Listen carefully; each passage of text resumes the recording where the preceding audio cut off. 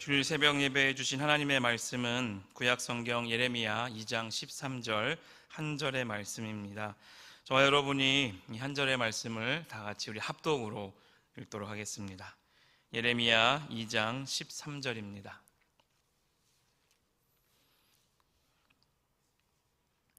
내 백성이 두 가지 악을 행하였나니 곧 그들이 생수의 근원되는 나를 버린 것과 스스로 웅덩이를 판 것인데 그것은 그 물을 가두지 못할 터진 웅덩이들이니라. 아멘. 진실로 생명의 원천이 주께 있사오니 주의 빛 안에서 우리가 빛을 보리이다. 아멘. 시편 36편 9절의 말씀으로 사랑하는 우리 시냇가 푸른나무 교회 귀한 성도님들을 축복합니다. 생명의 원천이 오늘 저 말씀처럼 주님께 모든 그 시작이 있다라고 시편 기자는 선포하고 있습니다.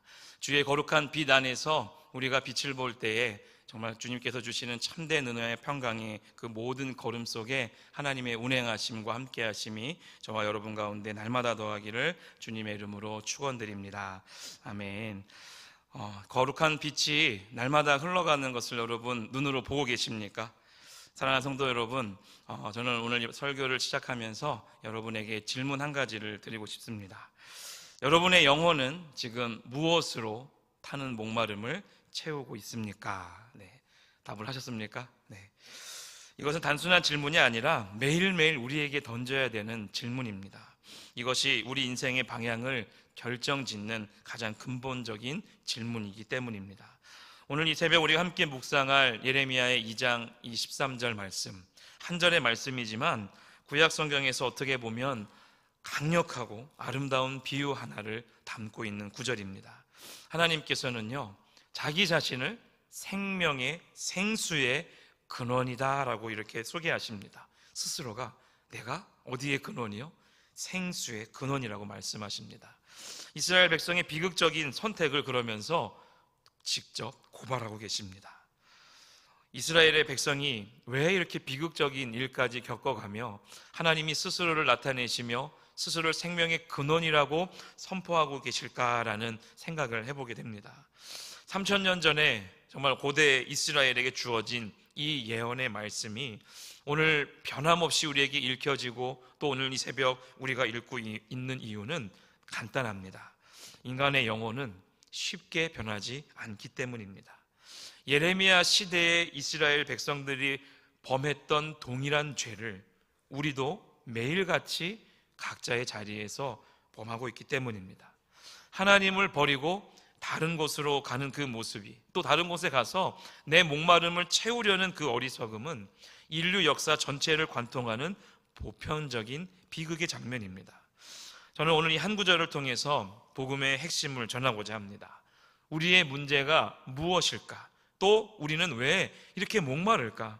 그리고 어디에서 정말 참된 만족을 찾을 수 있는지를 말씀드리고 싶습니다. 오늘 말씀 제목에 아드 폰테스, 이 말은 라틴어입니다. 근원으로, 본질로 돌아가라라는 뜻입니다. 종교개혁을 시작할 때에 그 많은 유럽의 사람들이 외쳤던 문장이 바로 아드 폰테스였습니다. 오늘 이 근원이신 하나님께로 돌아가는 거룩한 주일 새벽 되어지기를 간절히 소망합니다. 먼저 본문의 구절을 살펴보면요, 하나님께서는 이 이스라엘의 백성이 두 가지의 악을 행했다라고 말씀하십니다. 한 가지가 아니라요, 몇 가지요? 두 가지라고 콕 집어서 말씀하십니다. 왜 하나님께서는 굳이 두 가지라고 말씀하셨을까라는 질문을 던져봅니다. 여러분, 이방 민족들이 우상을 섬기는 것은요, 딱 한 가지 악입니다. 그런데 이 어떻게 보면 이스라엘 백성들은요, 달라야 됩니다. 이방 민족들이야 당연히 하나님을 또 모르니까 우상을 섬기는 한 가지의 죄를 늘 범하는데 이스라엘 백성들은 하나님을 알았습니다. 심지어 출애굽의 놀라운 기적을 경험했고요, 홍해를 건넜습니다. 시내산에서 하나님의 음성을 들었고 광야에서는 만나와 메추라기를 먹었습니다. 그럼에도 불구하고 예레미야 시대에 이르러서는 그들이 어떻게 하고 있습니까? 하나님을 버렸습니다. 첫 번째 악이, 하나님 말씀하시는 첫 번째 악이 버림입니다. 버림. 이 버림이라는 것은 단순한 망각이 아니라 의도적인 유기를 말합니다. 마치 배우자를 내가 저버리는 것처럼, 사랑하는 사람을 내가 저버린 것 같은 그런 배신이 바로 하나님과 맺은 언약을 파기하는 행위로서의 악을 이스라엘 백성들이 행하고 있다는 거예요. 두 번째 악은 대체예요. 대체. 그들은 단순히 하나님을 버린 것으로 끝나는 것이 아니라 스스로 지금 뭐하고 있습니까? 웅덩이를 팠다라는 거예요. 이 얘기는 무엇이냐면 하나님을 대신할 무언가를 만들어냈다는 거예요. 인간의 이 마음은 텅 빈 이 진공 상태의 마음을 견딜 수가 없습니다. 외롭다는 거예요. 하나님을 밀어내면 반드시 그 빈자리에 뭘 채워 넣어야 될까요? 뭐라도 채워 넣어야 되는 것이 우리 인간의 근본적인 모습이에요. 그러므로 우상 숭배는 항상 이 두 가지의 요소를 가지고 나갑니다. 바로 버림과 대체라는 거예요. 참된 것을 거부하고 밀어내고 그 자리에 거짓된 것을, 내가 편하게 생각하는 것을 그 자리에 갖다 놓는다는 거예요. 이것이 우리 인간의 본질입니다. 여러분, 매일 범하는 죄도 이와 다르지 않겠죠. 우리는 어떻게 보면 하나님의 이 말씀보다 세상의 지혜를 택하기도 합니다. 하나님의 뜻보다는 내 계획이 마치 하나님의 계획인 것처럼 생각을 해서 움직일 수도 있습니다. 이것이 바로 두 가지의 악을 행하고 있는 우리의 모습입니다. 이제 하나님께서 자기 자신을 어떻게 소개하시는지 한번 보십시오. 생수의 근원이라고 말씀하시거든요. 히브리어로 뭐라고 얘기하냐면 마코르 마임하임 이렇게 이야기합니다. 이 표현 안에는요 정말 놀라운 표현이 이 안에 풍성한 의미를 담고 있습니다. 마코르는요 단순한 샘의 원천 우물만을 말하는 것이 아닙니다. 이 우물은 영원토록 끊이지 아니하는 물이 솟아오르다라는 뜻을 얘기해요. 근데 이 물이 어디서 솟아 나오냐? 아주 땅속 깊은 곳에서 끊임없이 올라온다라는 뜻입니다. 웅덩이랑은 완전히 차원이 다른 거예요. 마임하임은 무엇이냐면 생수는 생수인데 살아있는 물이에요. 죽은 썩은 물이 아니라 어떤 물이요? 살아있는 물. 고대 근동에서 살아있는 이 물은 무엇을 가르치냐면 흐르는 물이에요. 신선한 물이에요. 생명을 주는 물을 의미합니다. 여러분, 반면 웅덩이는 어떻습니까? 그 물이 항상 고여 있습니다. 탁합니다. 벌레가 생깁니다. 결국 어떻게 될까요? 썩어서 없어집니다. 당시 사람들은 이 차이를요 몸으로 알았습니다. 왜요? 웅덩이에 있는 물을 마시면 병에 걸린다라는 사실을 이미 알고 있어요. 우리도 알지 않습니까? 하지만 퐁퐁퐁 솟아나는 샘물은요 생명을 주는 물이라는 것을 우리는 이미 감각적으로 안다는 거예요. 하나님은 바로 이 이미지를 사용하셔서요 자신의 본질을 말씀하시는 거예요.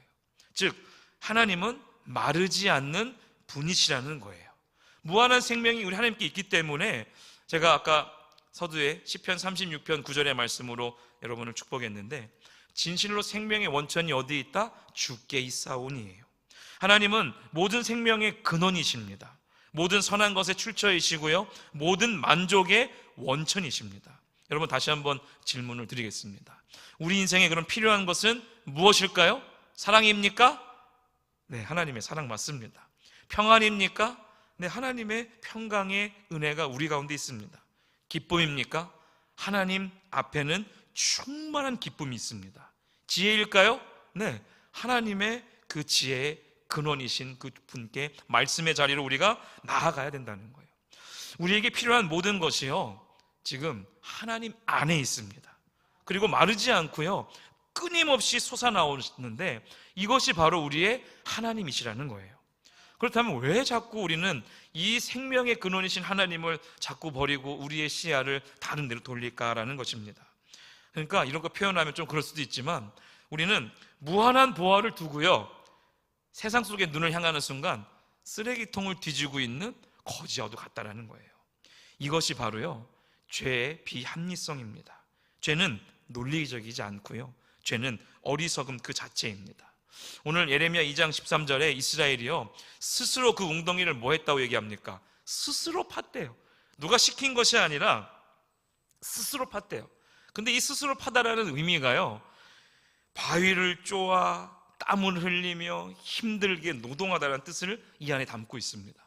한번 상상해 보세요. 굳이 파지 않아도 되는 웅덩이를요 가서 막 열심을 다해서 지금 뭐 하는 거예요? 물도 나오지 않는 곳에 가서 웅덩이를 지금 파고 있는 거예요. 지금 이스라엘, 이 고대 이스라엘에서 웅덩이를 판다라는 것은 정말 힘들지 않았겠습니까? 석회암 바위를 손으로 쪼아갖고 구덩이를 만들고 물이 새지 않도록 회반죽을 거기다가 막 발라요. 그 안쪽에다 계속 바르는 거예요, 회반죽을. 그런데 이 회반죽을 그냥 하루만 바를까요? 아니요, 수개월을 바른다고 합니다. 때로는 그 웅덩이가 완전하지 않으면 이 회반죽을 또 바르고 또 바르면서 굳을 때까지 수년이 걸리기도 하는 아주 힘든 작업이라고 합니다. 그런데 문제가 있습니다. 아무리 애써 이 웅덩이를 팔고 회반죽을 바른다고 하든 어떻게 됩니까? 결국에 시간이 지나면 회반죽이 갈라지고 물이 샌다는 거예요. 시간이 지나면 금이 가고 회반죽이 벗겨져서 이 물이 다 빠져나간다는 것입니다. 여기서 우리는 인간의 자기 의존이 갖는 근본적인 문제를 발견하게 됩니다. 웅덩이는 인간의 노력으로 만든 뭐예요? 대안적 만족의 상징이라는 거예요. 돈, 명예, 권력, 쾌락, 인간관계, 그리고 심지어 종교, 행위까지. 하나님을 대신해서요, 내가 오늘 교회에 오면 나 병이 나을 거야, 나 좀 교회만 오면 뭔가 다 회복될 거야, 여러분, 맞기는 하나 근본적인 원인은 하나님을 만나는 것에 우리의 목적을 두어야 된다는 것입니다. 감사와 찬양의 기쁨의 첫 번째 목적을 가져다 주어야 된다는 거예요. 오늘날 현대인의 웅덩이를 한번 생각해 볼게요. 첫 번째 웅덩이가 뭘까요? 물질주의적인 웅덩이라는 거예요. 돈만 있으면 행복할 거야. 정말 그럴까요? 왜 부자들 중에 불행한 사람이 그토록 많을까요? 왜 성공한 사람들이 나의 공허함을 토로할까요? 여러분, 김창옥이라는 아주 유명한 강사 잘 아시죠? 한 달에 평균적으로 들어오는 강의의 숫자가 200회에서 300회라는 거예요. 그런데 어느 날 자기가 그 강의를 막 하면서 돈도 많이 막 버니까 너무 좋았대요. 당연히 그렇지 않겠습니까? 그분도 크리스찬이에요. 어느 날 정말 비싼 모피 코트를 딱 사 입었대요. 근데 갑자기 그 강연을 하고 있는 내 모습이 길가에 개처럼 느껴졌답니다. 이게 뭘 의미했냐면, 내가 무슨 목적을 향해서 걸어가고 있지? 그냥 이 좋은 옷을 입고 있으면 나 지금 뭐 하는 거지?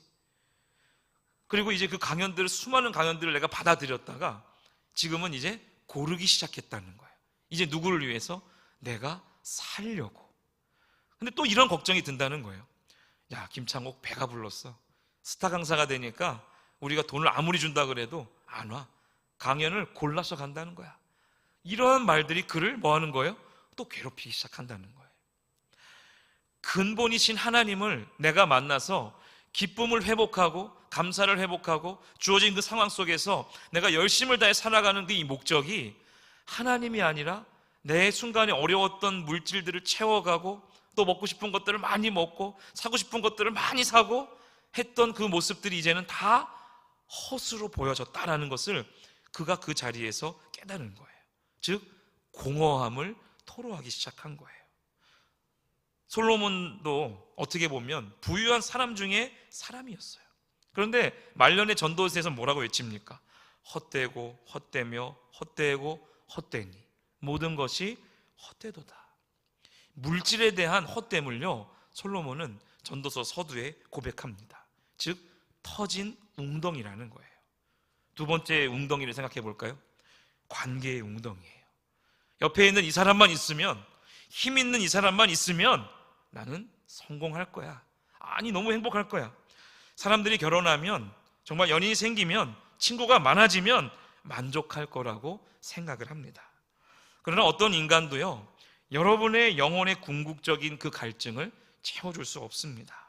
인간관계는 어떻게 보면 아름다운 하나님의 선물이기 맞습니다. 하지만 그 인간관계가 하나님을 밀어내고 그 자리에 인간관계라는 것을 딱 갖다 놓는 순간 그 인간관계는 터진 웅덩이요 우상숭배가 되는 것입니다. 세 번째는 성취의 웅덩이라는 거예요. 나 이것만 이루면 성공할 거야, 만족할 거야, 나 이것만 하면 교회 헌신할 거야. 이런 말도 참 많이 해요. 뭔가 이게 연말 되면 이것 좀 섬겨주세요, 저것 좀 섬겨주세요. 조금만 기다리세요, 제가 내년에 할게요. 가장 많은 듣는 이야기가 아주 정말 편안하게 상대를 편안하게 해주면서 피하는 한마디. 내년에 할게요. 네. 안 한다는 말이 아니에요. 내년에 할게요. 네. 가장 많이 듣는 1순위의 말입니다. 여러분도 아마 많이 경험하실 거예요. 원하다는 것을 성취하고 나면요, 그 기쁨은 놀랍도록 빨리 사라져버립니다, 여러분. 그리고요, 이내 나는 다른 목표를 향해서 달려가야 돼요. 끝이 없습니다. 만족이 없어요. 왜냐하면 이것 또한 터진 웅덩이이기 때문에 그렇습니다. 성 어거스틴은 이렇게 고백합니다. 주님, 주께서 우리를 주님을 위해 만드셨으므로 우리 마음이 주 안에서 쉼을 얻기까지 평안하지 못합니다. 우리는 하나님을 위해 지음받았습니다. 하나님 외에 사실 어떤 것도 우리를 채울 수 없다는 것이에요. 오늘 본문에 이 웅덩이를 어떻게 그냥 표현하냐면 터진 웅덩이라고 표현합니다. 부서진 웅덩이, 깨어진 웅덩이라는 거예요. 말 그대로 이 웅덩이는 어떻게 보면 단순히 효과가 없다는 것은 아니지만 근본적으로 웅덩이 자체가 결함이 있다는 거예요. 멀리서 보면 웅덩이가 맞아요. 물도 담을 수 있을 것 같아요. 그런데 그 앞에 뭐가 붙습니까?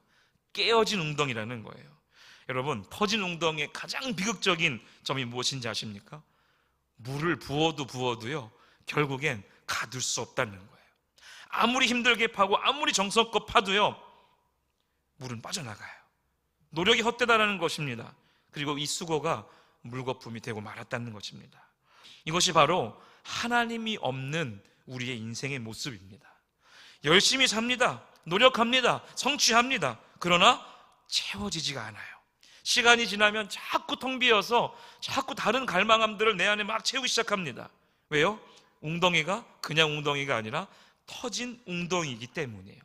새는 그릇에 물을 막 채우는 것 같은 그런 모습이에요. 더 비극적인 게 있어요. 무엇입니까? 사람들은 자신의 웅덩이가 터졌다는 것을 스스로 깨닫지를 못한다는 거예요. 왜요? 물이 빠지니까 뭐예요? 더 열심히 물을 갖다 퍼다가 막 담고 있는 거예요. 더 많은 돈을 벌려고, 더 많은 인간관계를 쌓으려고, 더 많은 쾌락을 채우려고 더 바쁘게 사는 거예요. 막 그런 사람들이 있어요. 자격증 중독이라 그러나요? 하나 따면 막 갑자기 만족감이 생기는 거예요. 나 이것도 따봐야지, 저것도 따봐야지. 막 자격증이 막 20개, 30개씩 되는 거, 그런 사람들이 종종 있어요. 그런데 이분들의 특징이 무엇이냐면 그것에 만족하지 않는다는 거예요.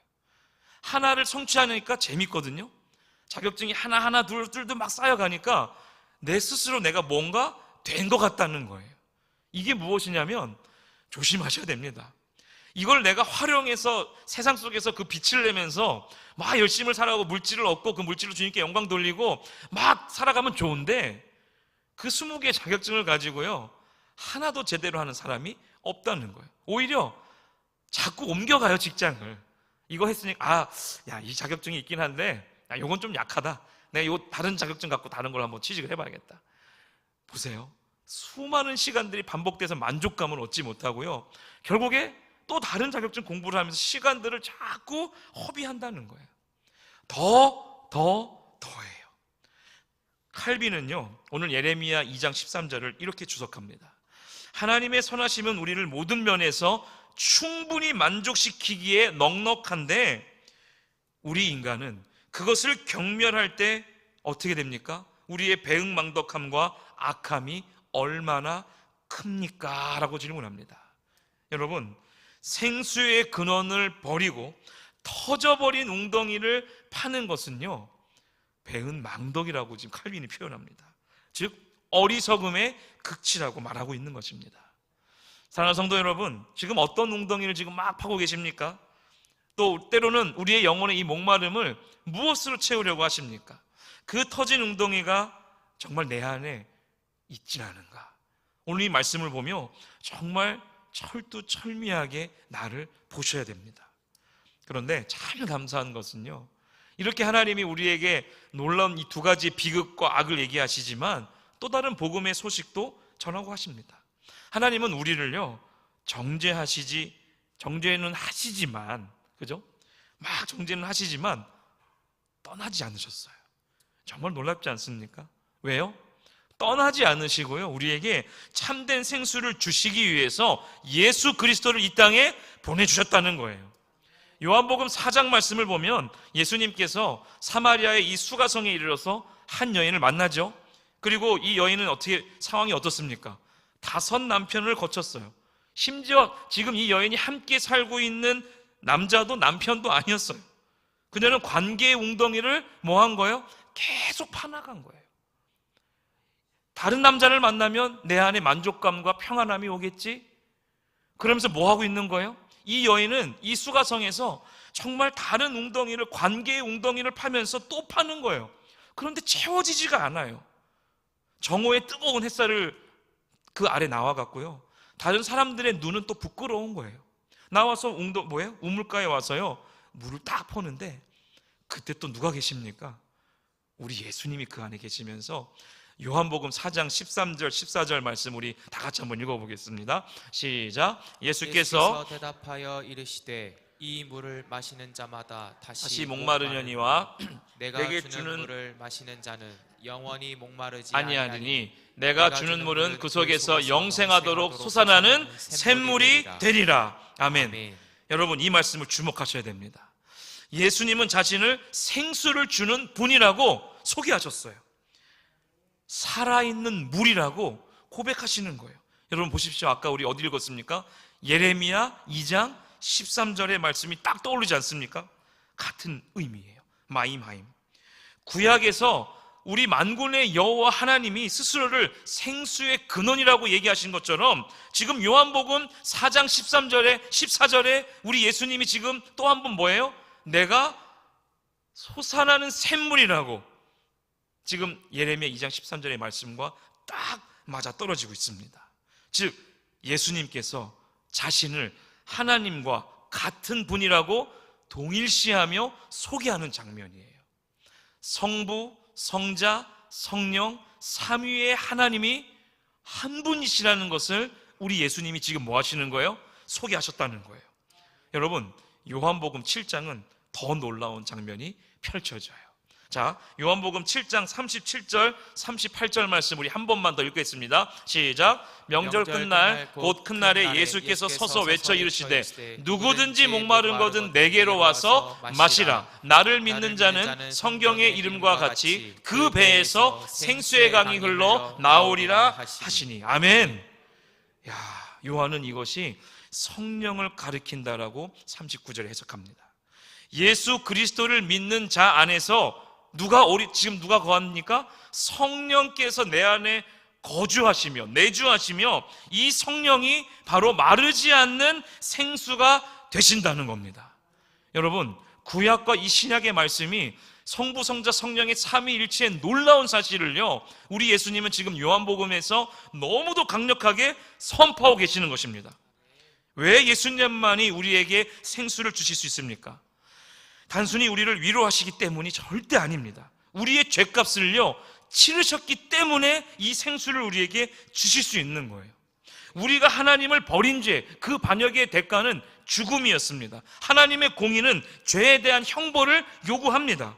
우리 모두 다 정죄받아야 마땅합니다. 그런 죄인들이에요. 그런데 예수 그리스도께서 이 십자가에서 그 형벌을 대신 받으심으로 말미암아서 무한하신 하나님의 아들이 우리를 대신해 죽으신 이 놀라운 사실 때문에 이 피값으로 우리의 죄가 완전히 씻겨졌습니다. 그래서 그분의 의로 우리가 의롭다함을 받았다라는 거예요. 이게 바로 복음의 핵심입니다. 우리의 공로가 아니라 그리스도의 완성된 자로서 정말 놀라운 이 사역으로 말미암아서 믿음으로만, 은혜로만 구원받는 것입니다. 여러분, 예수 그리스도 안에서 정말 이 속량으로 말미암아서 정말 하나님의 은혜로 우리가 값없이 의롭다함을 받았느니라. 이게 로마서 3장 24절의 말씀이에요. 그래서 우리가 오늘날 죄인임에도 불구하고요 하나님 앞으로 나아갈 수 있는 놀라운 이유라는 거예요. 예수 그리스도의 피로 말미암아서 죄의 담이 완전히 허물어졌습니다. 우리와 하나님 사이에 막혀있던 이 놀라운 이 죄의 장벽이 십자가에서 완전히 무너져 버린 거예요. 여러분, 예레미야가 살았던 구약 시대의 삶과 성령 시대를 살고 있는 우리의 삶은요, 비교 불가입니다. 성령 하나님이 창조주가 내 안에 내주하시니까요. 생수의 근원이 내 안에 있기 때문에요, 우리는 어디를 가나 패하지 않습니다. 여러분, 예수님은요, 터진 웅덩이를 죄송하지만 고치는 분이 아니세요. 그럼 어떤 분이시냐? 우리 안에 샘을요, 새로 만들어 주세요. 바깥에서 퍼다붙는 일을 하지 아니하도록 안에서 솟아나는 샘물을 우리 안에 지금 만들어 주시는데, 이분이 바로 성령님이십니다. 요한계시록은 이 주제를 정말 영광스럽게 마무리하거든요. 요한계시록 21장 6절에 이렇게 얘기합니다. 또 내게 말씀하시되 이루었도다. 나는 알파와 오메가요, 처음과 나중이라, 마지막이라. 그 다음 구절 보세요. 내가 생명수 샘물을 목마른 자에게 값없이 주리니. 야, 요한계시록에 이 생수에 대한 이야기를, 예레미야 시작된 그 마지막 단계의 문을 딱 닫아주는 강력한 말씀이 성경 66권 제일 마지막 권인 요한계시록 21장에 우리 하나님이 선포하고 계신다는 거예요. 여러분, 요한계시록 22장 17절에는요 또 얘기하십니다. 성령과 신부가, 누가 얘기해요? 성령과 신부가 말씀하시기를 오라 하시는도다. 듣는 자도 오라 할 것이요. 자, 그 다음 구절에 또 나옵니다. 목마른 자도 올 것이요. 원하는 자는 값없이 생명수를 받으라 하시더라. 야, 성경에 정말 완벽함의 극치를 지금 여러분 보고 계십니다. 여러분, 오늘 이 말씀이 우리에게 무엇을 요구합니까? 내 안의 죄를 직면하라고 말씀하세요. 저와 여러분 안에는 분명히 터진 웅덩이가 있어요. 자꾸 무엇이 우리 이 자리를 하나님의 자리 대신에 자꾸 무언가 채우려고 막 해요. 정직하게 한번 돌아봐야 됩니다. 내 안에 요즘 스마트폰이 너무 좋아서요, 하루 평균 몇 시간 썼는지 다 나와요. 하루가 24시간인데 대한민국의 이 스마트폰을 평균 사용하는 하루 시간이요 7.8시간이랍니다. 우와, 엄청 많이 봐요. 생각보다 이걸 많이 안 볼 것 같지만 평균 시간이 7시간이 넘어간다는 거예요. 하루가 몇 시간이라고요? 24시간이요. 이게 어떤 것까지 포함하냐면 단순히 시계 보는 것부터 시작해서 이 핸드폰이 내 손에 쥐어져 있는 시간을 말하는 거예요. 통화, 카톡, 문자, 끝이 없어요. 때로는 작은 검색, 심지어 결제도 뭘로 합니까? 스마트폰 들고 가서 해요. 여러분, 돈입니까? 명예입니까? 아니면 누군가의 인정입니까? 그것들이 결코 채워줄 수 없는 정말 영혼의 목마름을 우리가 때로는 그것으로 채우려 하기도 합니다. 여러분, 성경은 명확히 말합니다. 이게 죄라고요. 하나님을 버리고 피조물을 섬기는 우상 숭배가 바로 오늘날 다른 모습으로 둔갑해 있습니다. 모든 사람이 죄를 범하였으며 하나님의 영광에 이르지 못하더니. 로마서 3장 23절의 말씀이에요. 우리가 죄인됨을요 하나님 앞에 절대적으로 직면하시고 회개의 자리로 나아가기를 소망합니다. 그리고 웅덩이의 헛됨을요 인정하셔야 돼요. 그리고 나서 회개하고 예수 그리스도께로 우리는 다시 돌아가야 됩니다. 회개는 우리 다 아실 거예요. 단순한 후회가 아닙니다. 방향을 완전히 돌리는 것을 말하고, 터진 웅덩이에 자꾸 바라보고 물을 퍼다 넣는 것이 아니라 생수의 근원이신 예수 그리스도께로 내가 시선을 향하는 거예요. 이것이 바로 복음의 놀라운 은혜입니다. 하나님을 버린 우리에게 하나님께서 먼저 도로 찾아오셨어요. 내가 터진 웅덩이를 파고 있을 때 예수님께서 십자가에서 우리를 위해 죽으셨습니다. 우리의 배신에도 불구하고요 하나님은 우리를 포기하지 않으시며 내 백성이라고 여전히 부르고 계십니다. 여러분, 목마르십니까? 지금 우리는 무엇을 해야 될까요? 아까 요한계시록의 말씀 보셨죠? 누구든지예요. 목마르거든 내게로 와서 마시라는 거예요. 너무 감사한 게 뭔지 아십니까? 말씀을 읽다 저도 참 감동을 또 했습니다. 조건이 없더라고요. 누구든지 와서 목마르면 오래요. 죄의 이야기를 하나님이 하지 않으시고요, 너 목마르니? 그래, 와서 마셔. 어떻게 될까요? 생수의 이 근원을 맞닥뜨리는 순간 내 안의 죄는요 완전히 씻겨져 내려가는 거예요. 자격을 묻지 않고요, 그저 오라고 하세요. 이게 하나님의 사랑입니다. 그냥 마시라고 말씀하세요. 우리가 할 일은 딱 하나예요. 예수님을 진짜로 믿는 겁니다. 나를 위해 죽으신 예수님을 믿는 거예요. 죽음에서 부활하신 만왕의 왕을 믿는 것입니다. 오늘 이 말씀을 마무리하며 우리의 영혼을 만족시키실 분은 만군의 여호와 하나님 한 분입니다. 이제 우리는 말씀 기둥의 자리로 이제 한 주간 또 나아갈 거거든요. 내일부터 이 말씀 기둥으로 이 하나님의 말씀을 읽을 때에 참 지혜의 근원이신 하나님의 손을 보기를 원합니다.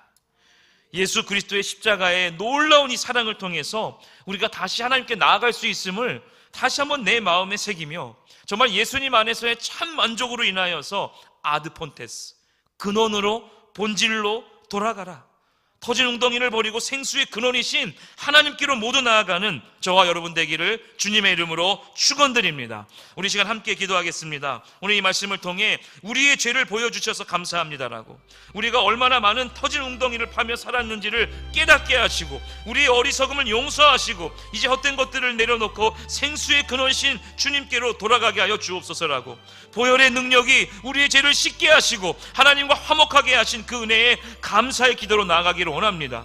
영화부부터 청년교회 장년부에 이르기까지 오늘 예배드리는 모든 그 자리에 생수의 근원 대신 보혈의 능력의 역사가 모든 예배의 터 가운데 임하기를 간절히 소망하며 또 이 나라와 민족 가운데 임하기를 다 같이 소망하며 주여 한번 부르짖고 기도의 자리로 나가겠습니다.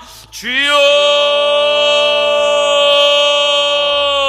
하나님 감사합니다. 하나님 우리에게 늘 좋은 것을 내 안에 살아계신 하나님의 놀라운 그 은혜가 어떠한 것인지 오늘 이 예레미야 말씀을 통하여 다시 한번 깨닫고 바라보기를 소망합니다. 하나님, 죄가 무엇인지 보여주셔서 감사합니다. 내 안에 정말 터져버린 웅덩이가 있음을, 나의 연약한 모습을 다시 한번 봅니다. 스스로 무언가 갈망하며 스스로 찾기까지 내 안에 아버지를 잡고 허망한 것들을 쫓는 모습들을 보며 하나님, 생수의 근원이신 하나님이 어떠한 분인지를 내가 깨닫기를 원합니다. 하나님, 정말 값없이 거저주시는 하나님의 은혜가 얼마나 고귀하고 아름다운지 모르겠습니다. 누구든지 와서 마시라고 말씀하시며 와서 목마르면 마시라고 우리에게 말씀하시는 그 주님의 손을 보며 하나님, 내 안에 헛된 어리석음들을 다시 한번 돌아보며 회개의 자리로 나아갑니다. 하나님, 화목하게 하옵소서. 주님의 그 은혜에 감사하며 또 찬양과 경배를 온전히 주님께 올려드리기를 원합니다. 내 안에 살아계신 주님의 놀라운 역사가 우리의 그 삶의 모든 그 자리마다 아버지 하나님 모든 아버지의 예배마다 임하게 하여 주시옵소서. 우리 시냇가 푸른 나무계의 모든 성도님들을 축복하여 주시고 정말 저들의 그 삶 가운데에 정말 생명의 근원이신 내 안에 끊이지 아니하는 생수의 근원이신 성령 하나님이 내 안에 내주하고 계심에 감사와 찬양을 올려드립니다. 하나님, 나를 구원하신 놀라운 은혜에 또 한 번 감격으로 나아갑니다. 아버지여, 우리를 살리소서. 아버지는 주의 말씀을 통하여 내 안에 버림과 또 대체할 것들을 자꾸 찾아가는 어리석음을 다시 한번 밟지 아니하도록 아버지 하나님 은혜의 장중에 우리를 붙들어 주시고 또 성령 하나님의 충만한 권능으로 만져주시어서 놀라운 그 회복의 역사를 내 안에 허락하여 주시옵소서. 아버지 하나님, 오늘 예레미야의 말씀을 통하여 다시 한번 놀라운 하나님의 승리를 발견합니다. 아버지, 우리 하나님이 생명의 근원이시라고 스스로를 선포하시며 스스로에게 주신 우리에게 내가 오늘 틀린 것이라는 아버지 하나님 놀라운 선포가 있음을 봅니다. 여전히 내 백성이라고 말씀하시며 우리를 기다리시며 이름을 부르시는 만군의 여호와를 봅니다. 하나님, 헛되고 망한 것들을 두지 않게 하옵소서. 내 안에 살아계신 주님의 놀라운 역사를 바라보며 살아계신 만군의 여호와의 손을 보게 하여 주시옵소서. 주님의 다스리심과 통치하심의 역사가 오늘 거룩한 예배의 모든 자리마다 임하게 하옵소서. 우리의 사랑하는 다음 세대들이 주의 거룩한 손을 보게 하시고 하나님의 놀라운 비전과 소망을 품게 하여 주시옵소서. 하나님, 주님의 놀라운 이 말씀의 은혜를 통하여 다시 한번 내가 은혜의 자리로 나아갑니다. 우리를 살리신 하나님의 은혜